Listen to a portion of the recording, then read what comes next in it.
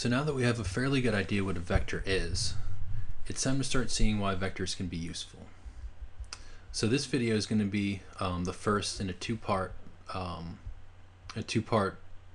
series in adding vectors. Okay, so to see how we want to solve this problem, let's first begin with an example. Let's say that we begin at some point A, and let's say we have a friend who's over at some point B. Okay? Now let's say that we decide that we're going to travel north for a vector v, where v is 5 kilometers. And similarly, our friend is also going to travel 5 kilometers north. Okay, I need the direction because, again, this is a vector. So we notice that this is the same vector v, right?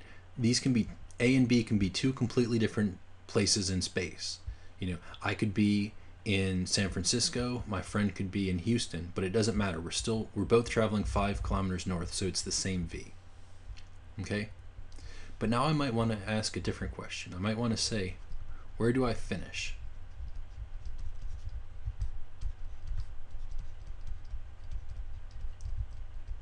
You know, versus where does my friend finish? So to do that, we need to understand how to add a vector. So what we can do is we can draw our axes, where this is the x direction, this is the y direction. Y, we're going to say, is the same as north, and x is going to be the same direction as east. So what we see is I can look at my distance from the origin as a vector A, my friend's distance from the origin as a vector B. Okay, because this is just a position. Similarly, my friend just has a position. So now I want to find out where I end up. Well, I know that I'm going to end up right here. Right? I'm going to end up after you can imagine if you started at the origin, I would first have to travel this vector A to get to where I started, and then from there I would travel this other vector V. So we see that this new vector is just A plus V. Similarly, for my friend, he would have to travel a distance B to get to his starting location, and then a distance V. So V plus B, or actually B plus V, would be his new location. So we see that it's really easy to add vectors graphically. All we do is we start at the beginning of the first vector, we travel the distance of that vector, and then we put the new vector starting at the end of it. And so then we just draw a line from the beginning of our very first vector to the end of the last vector. And that's the sum of the vectors. But this works no matter how many different vectors we have. Okay? For example, let's say that I have some vector that describes going 3 kilometers north, 5 kilometers east, 7 kilometers north, 4 kilometers west, 2 kilometers south, and 9 kilometers west.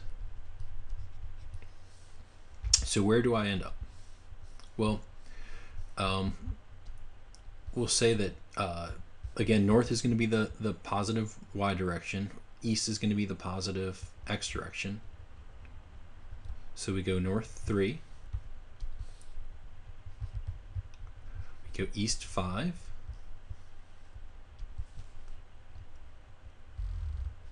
we go north 7, we go west 4,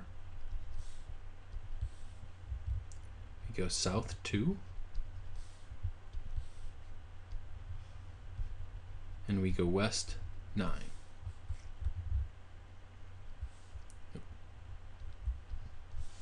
So our new location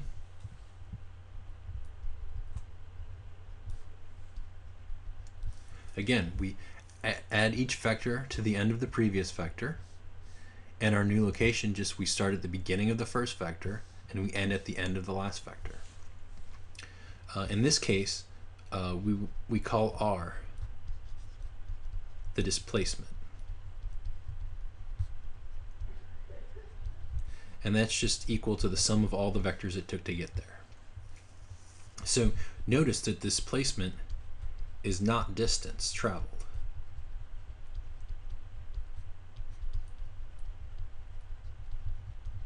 Right? The distance traveled would be 3 plus 5 plus 7 plus 4 plus 2 plus 9. That's the total distance that we traveled. But the displacement is saying, yeah, I might have traveled all that distance, but I really only went this distance that's the magnitude of r in that direction. And that's it.